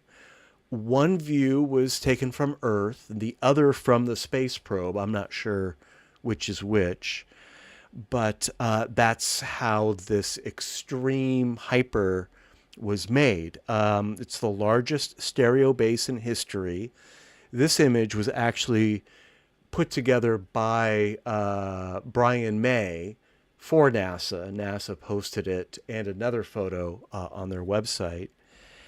And I will put a link to the article and the explanation of how it was made in the chat. I've been sitting on this for a couple of years, not really sure what to do with it. And then I realized this is the opportunity because you don't really get any sense of all of depth in star fields viewed with our eyes from the surface of our planet. I mean, the distance to the stars is almost unfathomable. People really underestimate just how far it is. It's amazing that we can literally see any parallax at all at that distance. Yeah, it's historic, and there are other stars in this image are also offset a bit in depth, but not to the degree of Proxima Centauri. Oh, I didn't realize that. Photo. Well, Alpha Centauri should be nearby too. Yeah, I think it had to do with the direction of the probe's travel and the position of the Earthbound observatory. But as I said, also there's on the website that I posted in the chat, there's another example of another star that they photographed in this same manner as a part of this same experiment.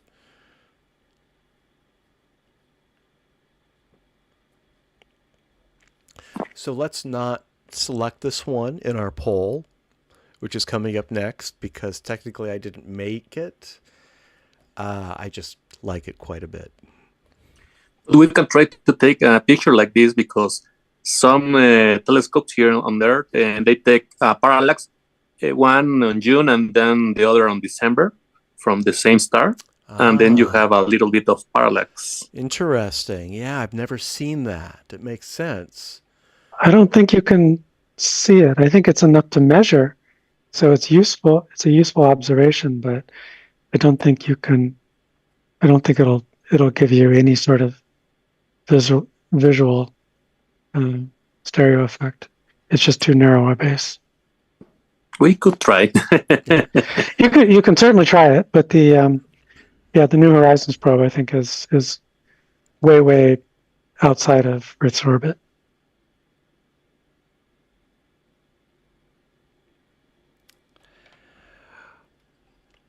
All right, that is our slideshow. We're not done. We are going to stick around for Roberto's video, but first we're going to make our selections in our poll, and I'm going to run through the slideshow again real quick, just spending a few moments on each slide. I'll say the title and the maker. You can make your selections now or during or after this little slideshow. If you're at a computer and if you can participate, there's a link there. You can also use your smartphone or tablet for the same effect. And there's a QR code there that might make that more convenient for you. And I'll show this slide after rerunning the slideshow again, in case you missed it. And then we'll spend a minute or two to make our selections. But let me go through these real quick. Let me set myself up here.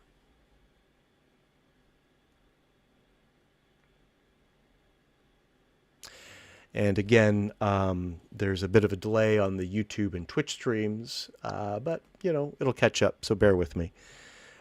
We are looking at SF Rally by Steve, Starburst by Steve, Tribute to Mexico by Steve, Weapons by Steve, Larkspur Ferry Terminal Black and White by Bob. Also, Larkspur Ferry Terminal by Bob. Ancient 3D Equipment in My Living Room by Oleg. Fence at Shipyard north of Brazos, California by Oleg. Spring Arrives at My Backyard by Oleg. Steamy Roadside Vegetation at Ensenada, Chile by Oleg. Bush 2 by Melinda. Choose Me by Melinda. Sausalito Views by Melinda. White Willow by Melinda. Australian Tea Tree by Matt.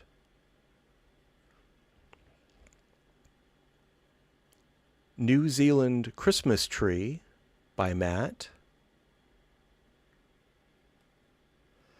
Palm Fronds by Matt.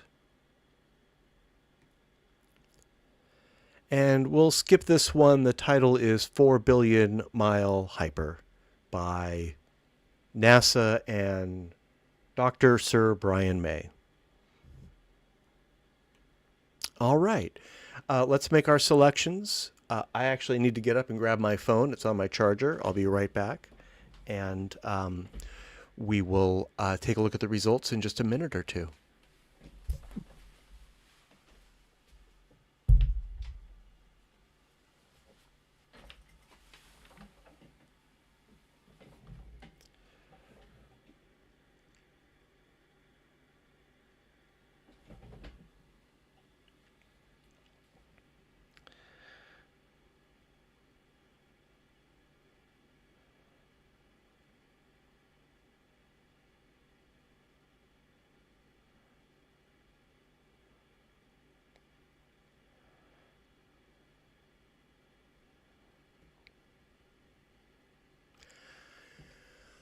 While we're voting, give everyone another minute or two. Oleg, before I forget, I want to ask you if your email is working. I sent you an email, but I'm not sure if you got it. I just sent it, I think, yesterday or today. I didn't see it. Okay. Well, I wanted to ask if I could use some of your photos in our upcoming Andrew J. Russell presentation at the Internet Archive. I recall you actually went on location and did some before and after photos of how the location has changed. And I just wanted your permission to show those as a part of that slideshow on the 23rd. Yeah, no problem. Okay. I'm sure I have them in my archive, but I wanted to check with you also in case there were any others that you wanted to show or any that you wouldn't want me to show. Show whatever you want. One that I is kind of informative is there's one that the photographer thought was no good, and he scraped it. Right, right. And I restored that. That's so right. So if you can show a before and after of that. Well, I am definitely going to be showing the before of that just to show what we were up against in restoring those. So I will do that before and after, definitely. Thank you, Oleg. That's I just wanted to confirm it was okay with you. No problem. Great. I'll follow up, of course, with an email with the details. But before then, does anyone need any more time making their selections? Let's go ahead and take a look at the results.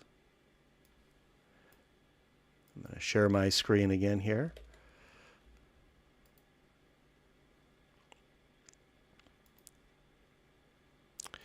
Of course, with such a small number of people making selections, this is a very scientific approach. But we can see that Melinda's Bush 2 was our clear favorite tonight. And it was an excellent photo, any way you look at it. And Steve, your tribute to Mexico, we can say that you and I tied for runner-up, given the number of images that got one vote. Well done. And thank you for your votes for my New Zealand Christmas tree. All right. Wow, and we're actually not over. We'll get here almost on time. I want to thank Roberto for sticking around for the whole meeting. I hope you enjoyed the slideshow tonight, Roberto. A lot. Roberto has. Oh, and I see that there's also a note from Mike in the chat. And, oh, Mike, is this a stereo photo by you? Yes, it's an old snapshot that I probably would have submitted it if I had remembered, but my reminders only come up 2 hours before the show, not a week before the show. So, well, why don't you submit it for our next meeting in May, which is just like 2 or 3 weeks away.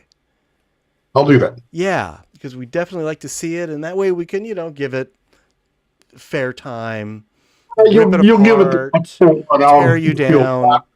Miserable of shot it is, and you'll tear it up, and I just, if I just avoid the embarrassment. Oh, no. Nothing embarrassing about it. We're very supportive. I'll bring it next month. So, getting back to Roberto, thank you, Mike, and thank you, Roberto. Roberto has a 3D video to share. He's going to tell us a little bit about how he made it and the cameras that he used. Now, I've tried to show video on our streaming meetings before, and it hasn't quite worked out. The good news is that I have a new computer. I'm not using it for tonight's meeting, but it's much more powerful. So I think moving forward, we'll actually be able to stream video. For now, what I'm going to do is I'm going to put a link in the chat to the YouTube video. It's a half-width side-by-side video that Roberto has made. And you can watch it as Roberto describes what he's created.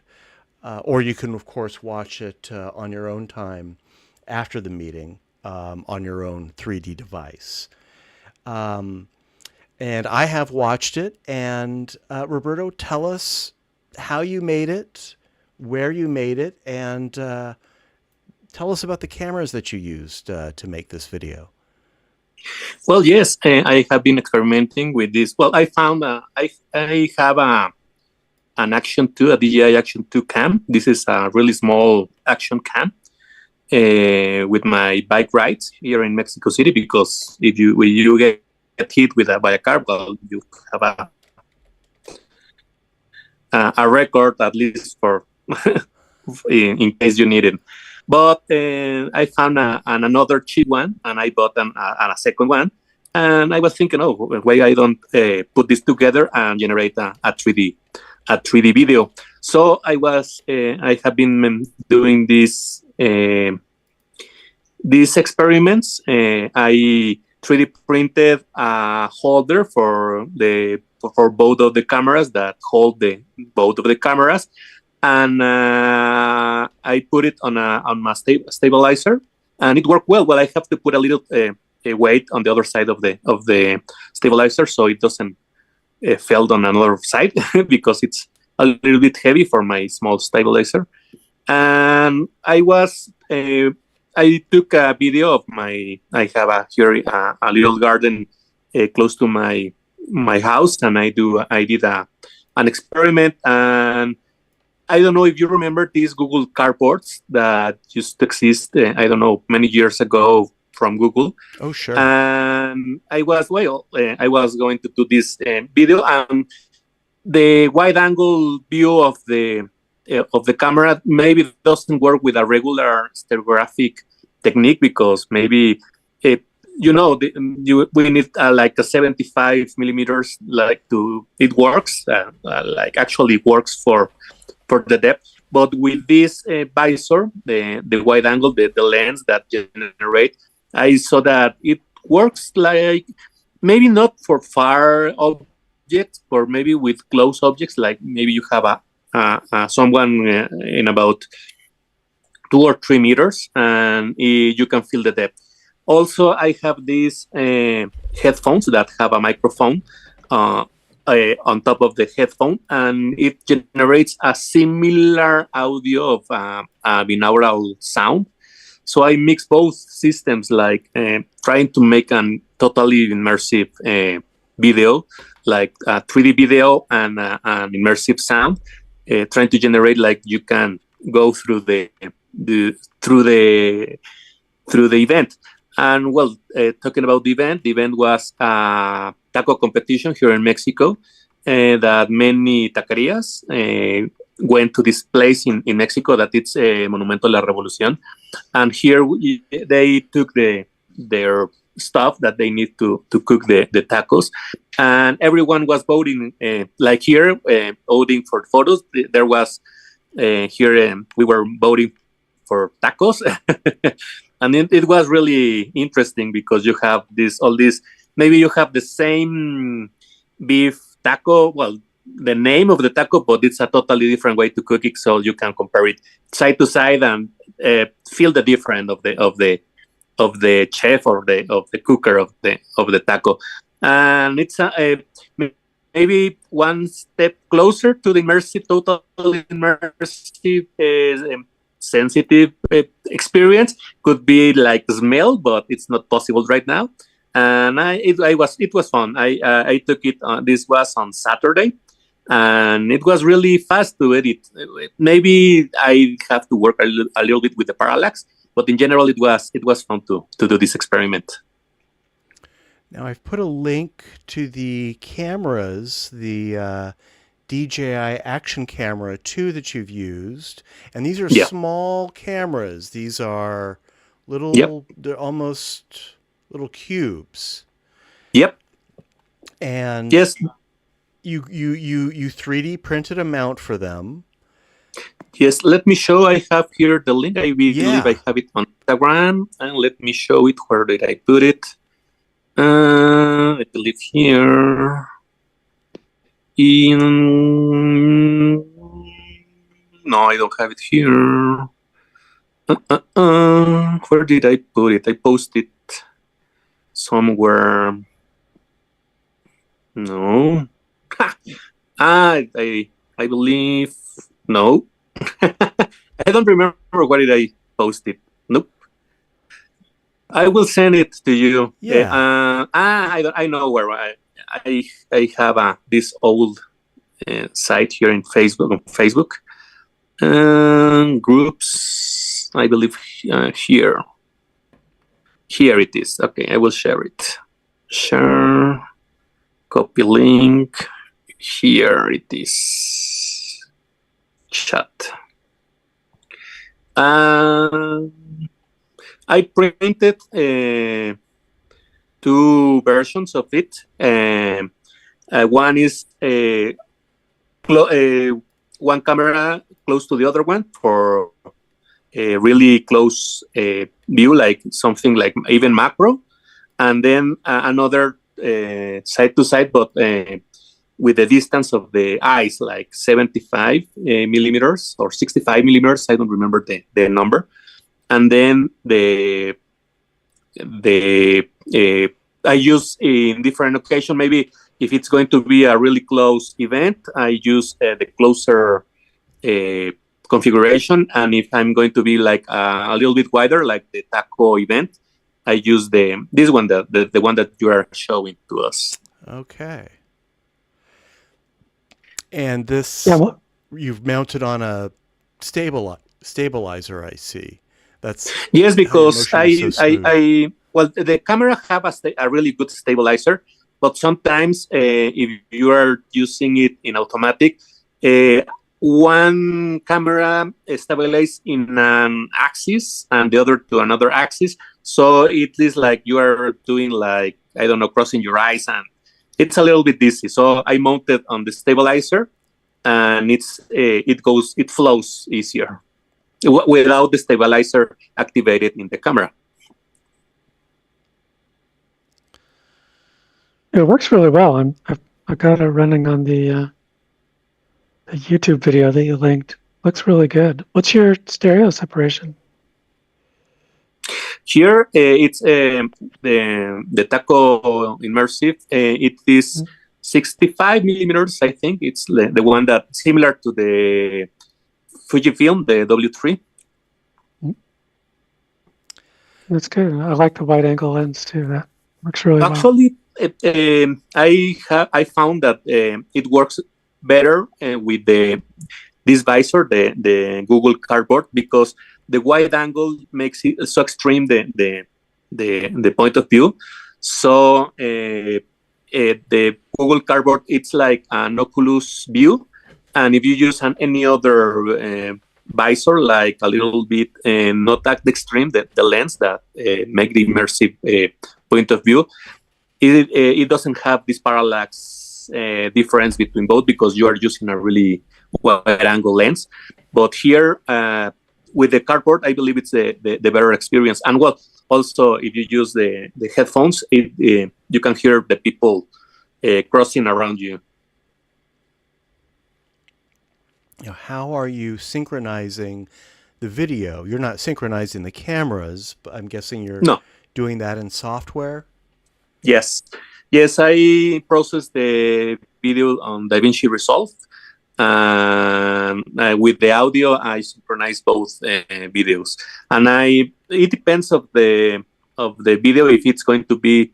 I am planning to record a video of here in Mexico. We have a really huge library that maybe makes sense to film it in 3D, because this has many layers and it's have this transparency stuff that it could work with this theme from today. But they are really strict about filming inside the library, so I have to ask for permission. So and tell them what I am going to do. So maybe next time I will give you some photos and videos of this library that you can experience with me. That would be great. And hopefully next time I will be running these meetings from a computer that's actually capable of streaming full motion video, which I actually have the computer. I just am not using it tonight. Roberto, how do you get the vertical framing? I mean, are you able to adjust the aspect ratio on the camera, or did you turn it sideways, or what's going on there? Actually, I film it on the aspect ratio. It's 4:3. The old. No, it's not square. 16. It's more like square, because I'm not going to use the whole view. So, but I am experimenting. This is the first. Well, this was the third time that I used it. I want to film some with the full wide angle. Well, 16:9 format, but I don't know. My W3 filmed in 3D, but I don't know how to export to that format right now. I can send it through DaVinci, but I don't know how to do it right now. You know what? I don't know. A couple meetings ago, I discovered you can import the W3 videos into DaVinci Resolve. I don't know if you could always do it, because I remember trying it. It does an odd thing. It puts the one right after the other, and then you have to do once it's in DaVinci, you have control over it. You can play with it. But I'm trying to remember. I think it actually compresses it, so it takes up the same amount of time, but the left view and then is followed by the right view, and then you can extend it. I think I did something. It's been a couple months now since I played with it, but I was able to take it in to DaVinci. Okay, sounds interesting. I have this video. Maybe I also maybe taking advantage of Matt's new computer. I have this really nice video that I took in LAX airport. I believe it was 2 years ago. I put the camera on these walking bands and took it the video of filming the outside, and it was a really interesting point of view. And well, I will try it in that video with DaVinci and see how it works, and maybe it will give me a clue about how can I export the video for maybe that YouTube can interpret it like a 3D video and give the viewer the option to see it in 3D. That's a great plan. Yeah, let's do that. And I will try for next month's meeting. I am sure I'll have this new computer up and running. I'm already using it to edit my photos. I just didn't want to risk experimenting with it running our meeting tonight after doing some more tests. But maybe for our next meeting, I'll actually be able to run this video as well, so that everyone will be able to see it. Fingers crossed, we'll give that a try. Thank you, Roberto, for sharing that. And it looks like it was a great event also. Just a great event to photograph and to video, particularly in 3D. Yes, and smell and flavor, everything. It was a full experience. Yeah. Sight, sound, smells, flavors. Yeah, taste, yes. Perfect day. Thank you, Matt. All right. Well, thank you, everybody. We're only 15 minutes over tonight. Yes, Steve. Yes, you're muted. I'm just waving goodbye. Oh, waving goodbye. Real 15 quick. minutes is my cutoff. I'm going to have to go. Yeah, we'll shut it down. I did want to show Roberto. Here's the Hydrogen One. You're probably familiar with it. Great phone. Camera was a phone. Yes, I used to have the HTC 3D. Well, I have it somewhere. Yeah, I saw that on the Facebook page also. And I'll tell you a quick story. Years ago when HTC released those Android cameras, I think those were Android 2 cameras, a representative came to one of our meetings and basically gave us the smartphones. Wow. That was nice. And I still have mine. HTC isn't really a player anymore, but they were looking for original content made with their phones. They had kind of a chicken and the egg situation where they wanted to show the 3D capabilities of the phone, but there just wasn't any 3D content. So they distributed these devices to camera clubs and other organizations. And I think they did use some of our photos, not so much in their marketing, but as the sort of photos that were included on the phone by default. So that was fun. All right, I'm Really not going nice. to keep you up any later. I'm sorry, did you say something, Steve? Okay. I do want to say that our next meeting is May 6th, the first Tuesday of the month. It's our open division, so anything and everything goes. Please, you can get your photos to me until Monday, May 5th. I'll have a new computer, and I won't be so orange. I'm getting a new webcam, too. I'm getting all this stuff before the Trump tariffs take effect. So it's overdue anyway. And I will tell you to keep your eyes open for an email regarding the Andrew J. Russell presentation that I'll be giving at the Internet Archive on April 23rd.